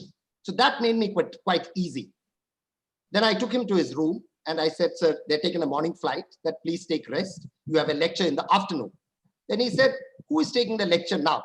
Then I said, Professor G.K. Chadda is taking a lecture on statistical method. Oh, then he said, I will come. I like to listen to him because he's a fascinating teacher. That was the second phase. So we went to the class, and when we went inside the class, when Chadda sir, as all of you know, in his own style, saw LK and hugged him and gave a big intro about who LK is to the students. And I got a lot to know about a contemporary person, how he respected and valued LK Deshpande. And in the evening, after lunch, he had a lecture on labor market theories. That was the first time that I listened to him. And in the subsequent, he delivered around 3 to 4 lectures in that course on labor market segmentation, on flexibility, and even on a theme, how to do research. How to do research. These are the things that he taught us. It was a fascinating experience. Coming back to the first day, as per the normal procedure, anyone coming from Delhi, outside Delhi, there's an evening, mandatory evening in Alakji's house. And some of us who are in Delhi are unintended beneficiaries of it. So I was very excited, but that day, somehow or other, that couldn't take place. He had to postpone it for the next day. So I invited Professor Deshpande, I was staying in the campus, to my home. So Deshpande sir and Madam Deshpande came home exactly at 7 o'clock. The next 10 minutes was another phase of Deshpande that I saw. We had our little daughter, who was 2 years old that time. I mean, the touch, the warmth, the adore that he showed to my daughter was amazing. A grandfather Deshpande I could see. Then Madam Deshpande went inside along with Sri Devi. They were cooking something. And Deshpande sir and me, we got a chance to be together and have a very spirited conversation. Very long spirited conversation it went. I got another phase of it. A lot of humor, a lot of subtle humor. Amazing guy. And then the food. Just before the food, in some Marathi, he had this habit of sometimes speaking to Sudha ma'am in a little bit of Marathi. And said, probably to sing a song. I think Sudha ma'am is a fascinating singer. Fascinating singer. She sang a classic Hindi song, and that actually summed up. And the food, as Sham was saying, he was a great fan of South Indian food. And that ended the day, and that shows the versatility of that man. Subsequently, the last time I saw, like many of us, was at Mumbai. What can we say? Except that it was sheer commitment, sheer passion to his society, to the scholarly contributions of youngsters who are making presentations in that conference. Now he is not with us, but I'm sure that we will cherish him. We are privileged to have had a teacher like him. I know some of his students who told me that the kind of mentoring that he gave was unparalleled. He was a friend. We enjoyed his intellect. We enjoyed his humor. And above all, we enjoyed a great academic with amazing humaneness. Sir, with a lot of respect, a lot of gratitude, I bow before you. Thank you. Thank you, Sasi. May I request now Dr. Ritu Diwan, Vice President of the Indian Society of Labor Economics, who has also a very long associated colleague of Professor Deshpande in the Department of Economics, Bombay University. She is also the chairperson of the Alumni Association of the Economics Department of Bombay University, to pay her tribute. Thank you very much, Professor Sharma. I really wish I didn't have to do this and we didn't have to have this meeting. But first of all, no words, I think, can express the loss to Ashish Deshpande, to Abhay, to Arnav and Sudha. I mean, his total comrade in arms, Sudha, at every single level. So much so that even their email address is sudhalalit@yahoo.com. It's such a strong bond which is there. A lot has been said about LK as we knew him, and sometimes when we were little as students, a little more, this in a way. So we used to call him LKD. So I've known him as long as DN Reddy has known him, from 72. That is when we joined as students in the Department of Economics. And he was not my direct teacher in that sense, because I had different subjects. And but his discussions, the way he used to talk down the corridor, the issues which he used to raise just while in passing was so fascinating that I attended, even without being a former labor economics student. I attended, I think, every lecture of his, probably more than a lot of his regular students attended. And that really ignited my passion in labor economics, something which I have never given up. And then joining ISLE, I hold him fully responsible for my involvement in ISLE, and of course, Alak Sharma, their commitment, their academic rigor, which they brought in.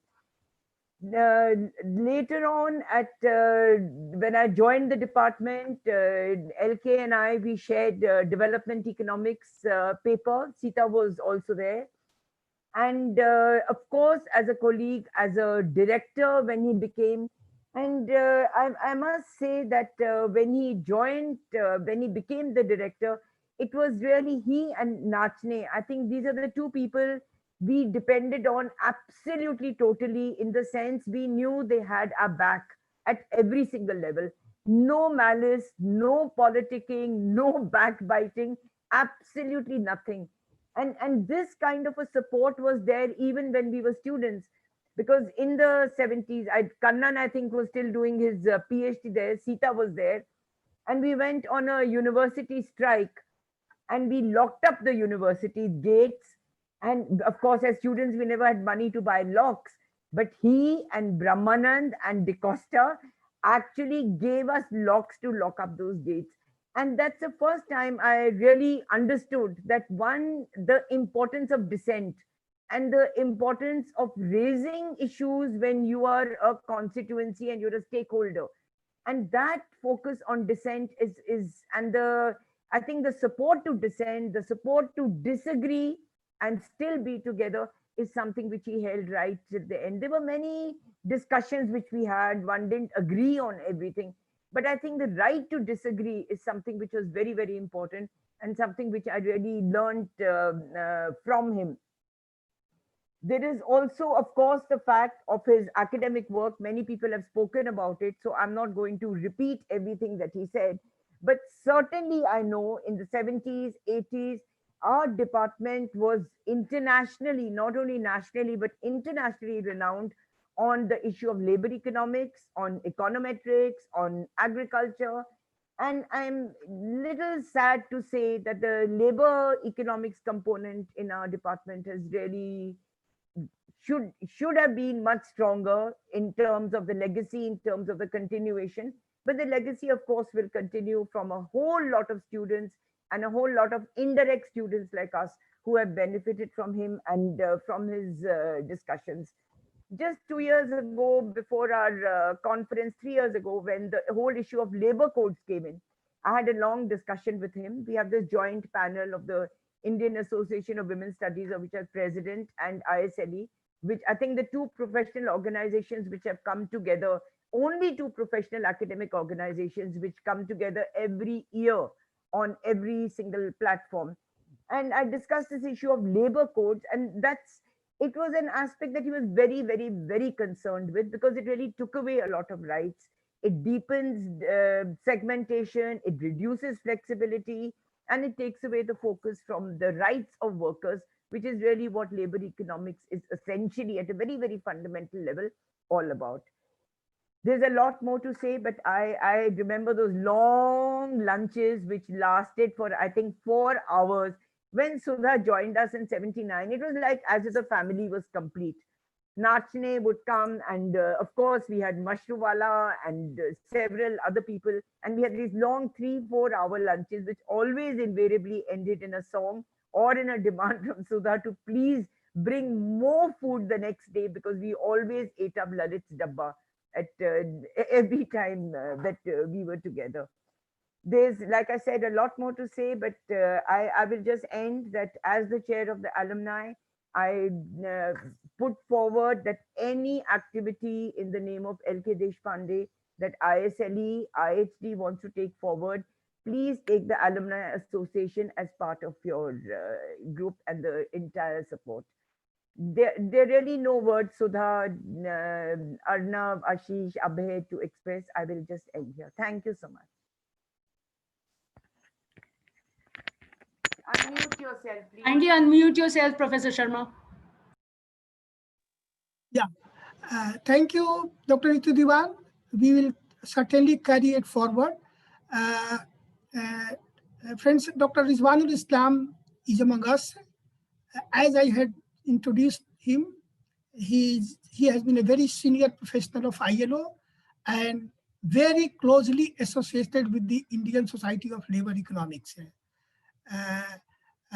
He was also posted for a long time in ILO Delhi, apart from Geneva, and he very generously supported. In fact, he has started the process of supporting Indian Society of Labor Economics from ILO. And he has, of course, been very close to Professor Deshpande. So may I request him to pay his tribute?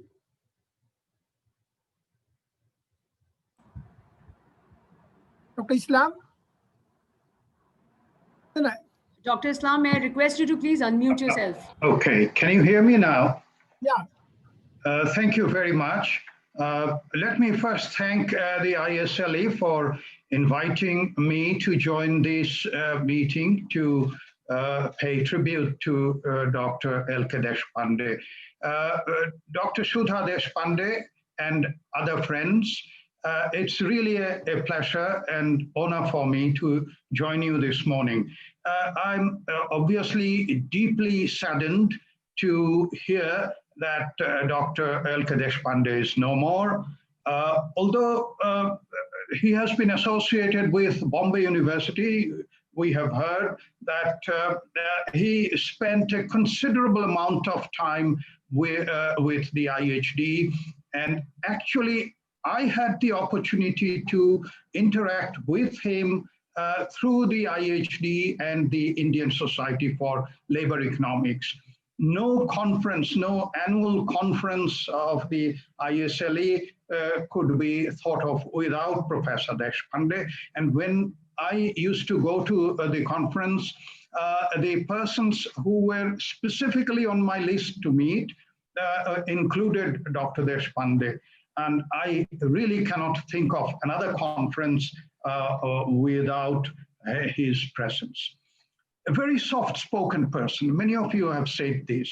In fact, he would always greet me with a smile and we would exchange notes. And I would say, in my mind, of course, that one of the reasons for coming to this conference now has been met. But of course, of late, this list of persons, the names, this list is getting smaller and smaller. And Dr. Deshpande has joined Professor Papola, Professor Chadda to leave us. On the professional side, I was thinking, what legacy has Professor Deshpande left behind us? Many of you know him much better than I know, but at least when I started thinking about it, two things came to my mind. Of course, the labor market as a whole, but within that, labor market institutions. And if we narrow it further, migration and of course, how people adjust, labor market adjustment.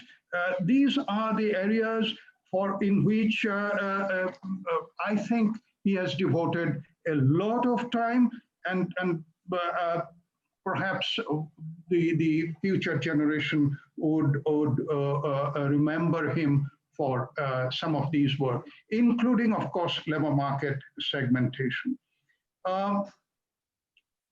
It may sound very natural when we talk about migration. Someone who lived and made his career in Bombay, in a city like Bombay. But I suppose one could think of any other urban settlement, particularly in developing countries and more so in South Asia, and find these various issues that I just mentioned very useful in organizing one's thoughts and analysis of labor market. When we do that, we shall remember Professor Deshpande, and I guess we shall continue to do this in the foreseeable future. While I pay tribute to Professor Deshpande, I must say I shall miss his sweet smile and greetings when I attend the next ISLE meeting, if, of course, there is one in person in the post-COVID world. Thank you very much. Thank you.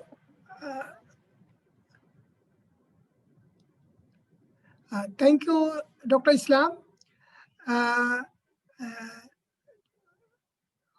All the listed speakers have spoken from my list. Priyanka, I understand that a few people from the audience they would also like to pay their tribute. So Priyanka, can you request them? Yes. Just for half minute? Yes, I would. Yes, I would request all the attendees to please raise their hands if they want to speak very briefly to pay their condolences or to pay their tribute to Professor L.K. Deshpande. If you can kindly raise your hand, we will be able to promote you to be a panelist. So I understand Dr. Ms. Suchita Krishna Prasad. She is being a student of Professor L.K. Deshpande. She wants to speak. So I will now convert her to a panelist to help her speak. Yes, Ms. Krishna Prasad, you can please pay your tribute. Ms. Suchita Krishna Prasad? Your mic is on mute. If you can please unmute yourself and if you want to speak. Yeah. Yes. Yes, thank you so much, Dr. Sharma, Shyam, and so many others. It has been a pleasure to listen to everyone. Thank you for giving me this much time. And in fact, it's very difficult to kind of summarize what my experiences with Professor Deshpande and the rest of the family have been. As Sashi Kumar said, the entire family is like one whole unit of love, warmth, knowledge, wisdom, and camaraderie, sense of humor, and everything. All I can say is that when I finished my PhD on Bombay textile industry, and it was a detailed study of how labor market and product market act as a firm acts as an interface between the two.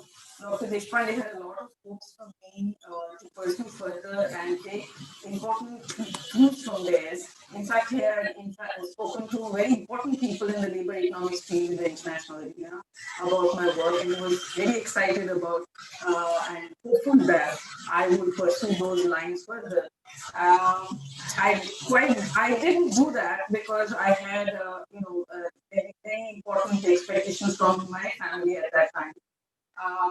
As a tribute to my professor, I can only promise that I will do whatever I can even at this stage. Thank you so much.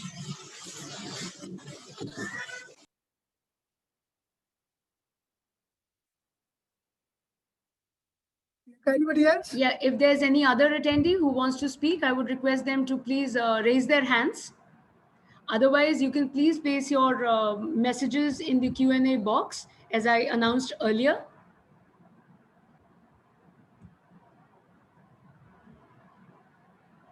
I do not see people raising their hands up. We can kindly go ahead. In that case, may I request now Professor L.K. Deshpande's eldest son, who has joined from Newark. He is an eminent physicist working, and he has joined from Newark. There must be post-midnight, something like 2 o'clock, 3 o'clock in Newark now, and he joined. So may I request him to say a few words on behalf of the family?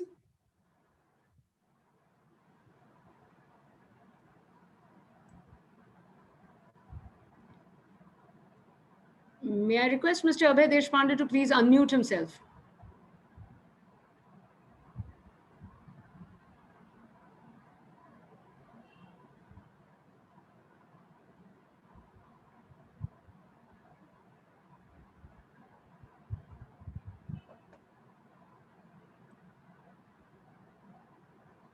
So, can we please move ahead? Yes, he's there in the list. I would request him. I can see his video. Oh, it's okay.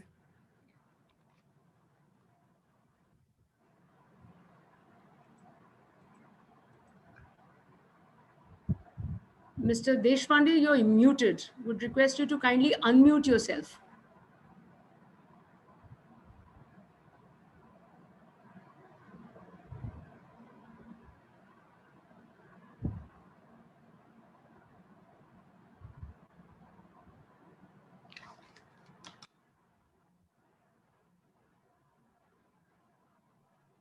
Hello? Yeah. Yes, we can hear you. Yes, thank you. Sorry, I had a phone call at the same time for some reason. My mother is going to say, was going to say words on our behalf.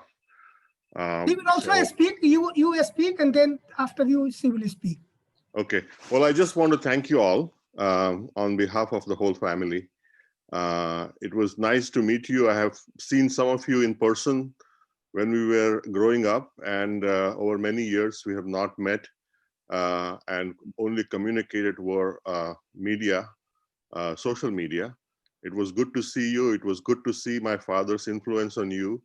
And I hope that that will carry through to your work into the future. As an academic, I think he would have wished nothing more than that. So thank you very much.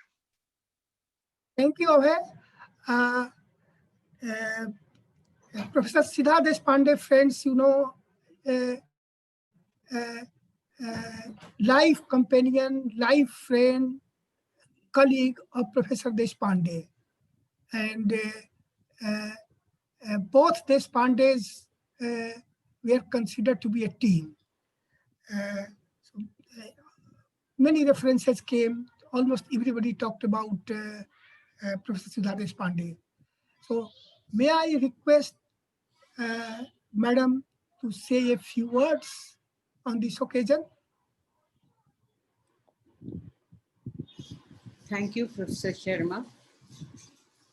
Professor Sharma and friends, I'm here on behalf of my family to sincerely thank office bearers of ISLE and IHD, two institutions with which Lalit, my husband, was associated since their inception. Barring last couple of years, he must have been there for all the annual conferences of ISLE and IHD. After 1980, having joined the Department of Economics, University of Bombay, we attended these events together. So persons associated with two institutions almost became members of Deshpande extended family. We both were most happy when many of them who visited Bombay would contact us, come home and spend time with us. All who are present here are familiar with his academic achievements. So I and my family thought that we should tell you what he was as a person. Lalit was truly a family man. He was a wonderful soulmate, helping me with household chores, ready to help me even in the kitchen. More importantly, he helped me without my asking for his help. He was a wonderful father. When my sons Abhay and Ashish were growing up, I was a housewife. During the week, he had to go to the university, which was located at Churchgate. So he spent his weekends entirely with us. Abhay and Ashish looked forward to have fun and often decided what they wanted to do during Saturday, Sunday. He was their friend, not a dominating father. They enjoyed complete freedom of expression, even to tell him if they thought that he was wrong. He never asked them or ordered them to do anything. They were encouraged to take decisions at a very young age. So both of them decided on entering the fields in which they are today. Abhay decided to be in nuclear physics, and Ashish chose to be a psychiatrist. His affectionately and friendly demeanor also extended to our daughters-in-law, Aarti and Aparna, who were daughters in the family rather than daughters-in-law. He had a rare quality of relating to children. He enjoyed spending time with children. So when Aranav and Asim, our grandsons in Bombay, were born, they had a wonderful playmate at home. Luckily, at that time, we both had retired from the university. Though he continued to pursue his research activities, he always found time to play with them. Here too, he was their playmate and not dominating grandfather. What was true for Aranav and Asim in Bombay was true for Pooja and Anish, Abhay's children, in New York. We were most happy to be with them. We always took this opportunity of spoiling them during our visits, since Abhay and Aarti would be at work. In short, Lalit was God's own man, humble, humane, helping everyone who needed help without their asking for it. A wonderful husband, loving father, and precious grandfather for his grandchildren. I and all my family feel that though he is not with us in person, his gentle soul is still watching over us. I take the liberty to read out a small note which my grandson Arnav sent me. It speaks, I think, that describes Lalit in his own way. What Arnav says is, I plan to present my reading of a person I knew. It reflects as much of me as of him, as any opinion about anything always would. So you may have come to know him very differently. So let me begin by recounting some of my earliest memories of my Ajju. Ajju, the Tabalji, playing an imaginary tal on the toilet door to keep me entertained as I rendezvous with Parshuram Pant. Ajju is up every morning at 4 with his thick glasses and a mug of black tea, reading whatever he always reads. Once I accidentally wake up at 6 and join him and Ajji in the drawing room. For some reason, I feel a sense of importance and triumph I haven't felt since. The indignation I felt as a 12th grader when he casually said I wouldn't understand Chomsky. The happiness when he laughed at a joke I cracked. The reassurance in his smile. All these are so fresh in my mind. I was a timid kid, and I distinctly remember this one dream. Ghosts were paying our drawing room a visit, but their clamor did not last long, for Ajju made a heroic entry, chasing them all away, merely with his imposing presence. We live in a world where compassion is getting harder to find by the day. Ajju was compassionate. He taught his kids to feel, and we like to believe they passed it on. He was a deeply independent, a rationalist, and a liberal mind. He taught us a thing or two about these two, but not by lecturing them to us, but just by being himself. In equal measure, he taught us about valuing others and being there for others. Stuff like knowledge, values, and so on is eternal. I think people who spend their lives with such abstract things that are widely believed to be useless, borrow a bit of that eternal existence. And hence, I do not mourn his passing. Rather, I celebrate a life that was lived doing so many things right and in the service of timeless objects. Arnav. Thanks again, everyone. Bye. Inga, we can conclude now. Yes, sir. So this brings us. So if you can say the last words, and we will. Friends, we are in the concluding part of this condolence meeting. I'm thankful to all of you for joining this occasion and paying tribute to Professor Deshpande. We in Indian Society of Labor Economics and Institute for Human Development would certainly like to carry forward his tradition, his thoughts, his memory in both the society and IHD. So with these words, I thank you again for joining, and also thankful to Deshpande family, Professor Sudha Deshpande, to being with us. Thank you very much.